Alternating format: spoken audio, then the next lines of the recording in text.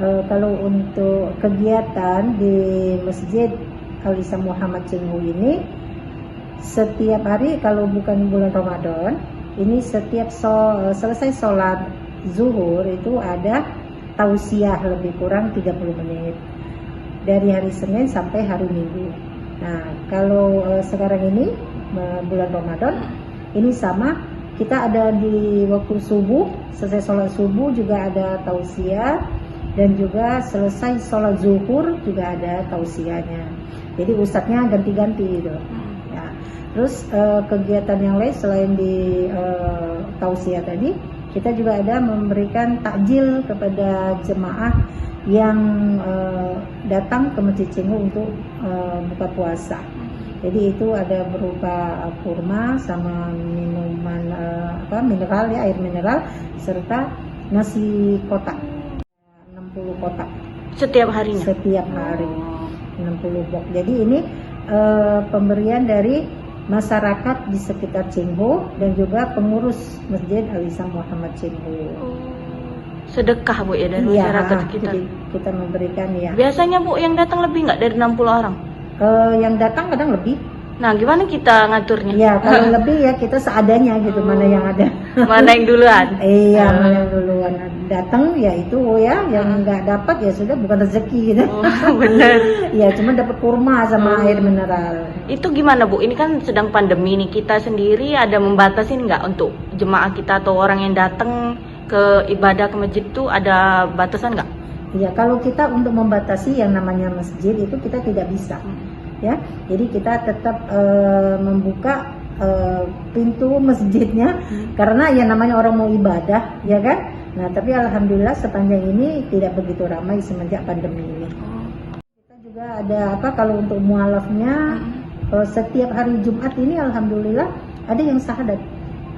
Ya, jadi kita ada setiap jadwal. Jumat Bu? Iya, setiap Jumat. Jadi kita ada jadwalnya. Walaupun nggak bulan puasa? Iya, walaupun tidak puasa.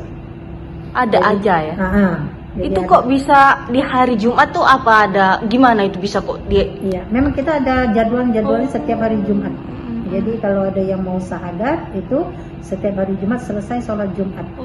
Ya, terus untuk persyaratannya ya untuk ngisi formulir surat pernyataan itu ditandatangani oleh RT setempat serta nanti dapat piagam.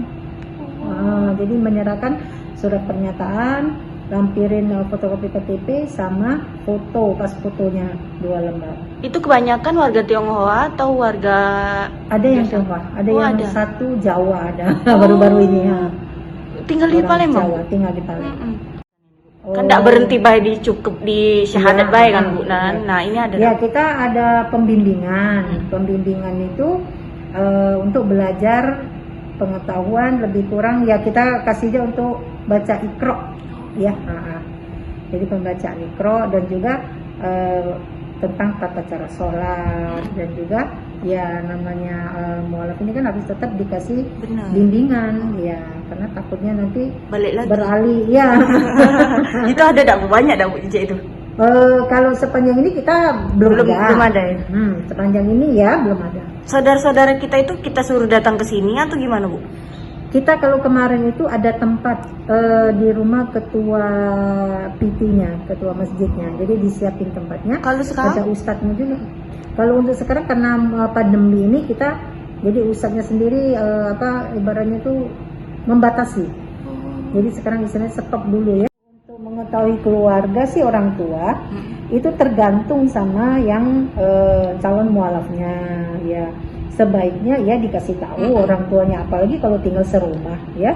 Nah, itu sekedar pemberitahuan aja. Tapi kalau untuk yang di bawah umur, kita di surat pernyataan tuh ada tanda tangan orang tua. Kalau di bawah umur. Udah berapa lama Bu kita membimbing teman-teman saudara kita yang mualaf ini sudah berapa lama itu Bu? Sudah lama, lebih kurang semenjak ada Masjid Cengho ini. Sejak tahun berapa? 2008, 2010 loh. Wow, sampai sekarang? Iya, sampai sekarang. Dan itu banyak? Banyak, lebih kurang iya, mungkin ada lebih kurang 100-an sudah ya. Setiap 100 itu untuk total per tahun atau per bulan atau? Enggak, ya selama ada Masjid Cengho ini kan yang 100 sudah? Iya, lebih kurang.